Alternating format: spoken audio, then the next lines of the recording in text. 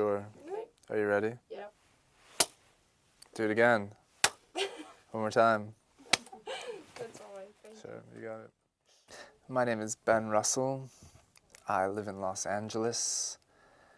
And I'm here at Cinéma de Réel showing two films, Good Luck, and a film that I co-directed with Ben Rivers called The Rare Event. Ben Rivers is a British gentleman from the West Country, but is an artist and filmmaker of his own right. And he and I previously collaborated on A Spell to Ward Off the Darkness. Rivers and I were commissioned to make a film that was perhaps meant to be a document, or was maybe meant to be a response to a gathering of philosophers and artists that took place in a studio in the east part of Paris. It was initiated by Hans-Ulrich Oberst and Daniel Birnbaum, curator, historians, along with Philippe Parrenot and with the help of Luma Foundation. And they were bringing people together to talk about these ideas of Jean-François Lyotard, specifically towards an unrealized exhibition called Resistance. In a really general, maybe philosophical way of understanding resistance, I think that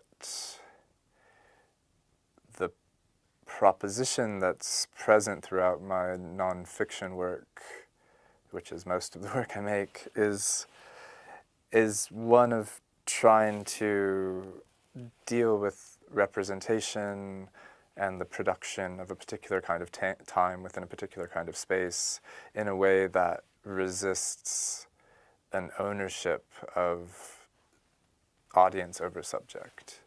That my sort of insistence on not naming places, not naming subjects, not giving texts at the beginning that tell you where and who and what they are, and therefore who you are in relation to them, is a way of sort of opposing or resisting this tendency within the West to produce an indexical body of knowledge that gives us control over subjects that are not us. So for us, the rare event is not only the thing that we see, and for those of us who see it in the cinema, we're present with the rare event is cinema that happens with us, to us, for us, but it's also the rare event of this gathering of philosophy superstars and men in green screen bodysuits. For me, filmmaking or nonfiction practice is about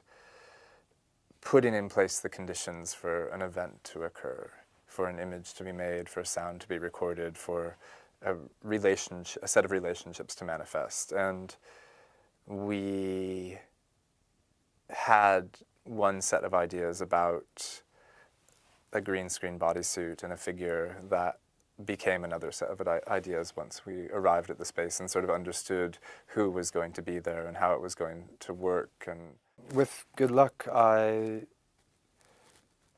began with this community of miners in Suriname because when I was 22, I lived for 2 years as a development worker in a small village in Suriname, and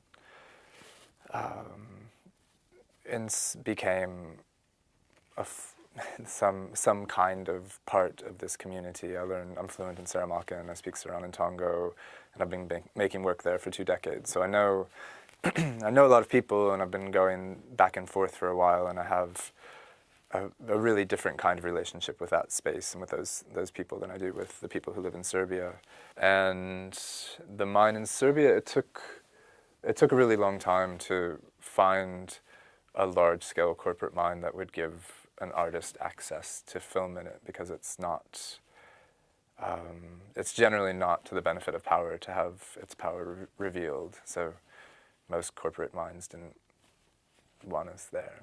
I think in Good Luck I used live music as a way, or performance as a way of both setting the stage for a certain kind of construction of a nonfiction image. Like, similar to what I did in my first feature, Let Each One Go Where He May, where the camera is static and then suddenly it lifts up and moves, that we enter into a kind of space, assume that we have an understanding of what its logic is, as what its film logic is, and then the film logic changes. But in thinking about a sort of positive arc or some like producing some kind of brightness or lining up this idea of the dream, like what one dreams about, to let this space, which we're experiencing as a cinematic space, to let it become magical or resonant. It felt like producing that song in that moment in this 30-meter by 30-meter pit that's 600 meters underground was like the only way to do it. So yeah.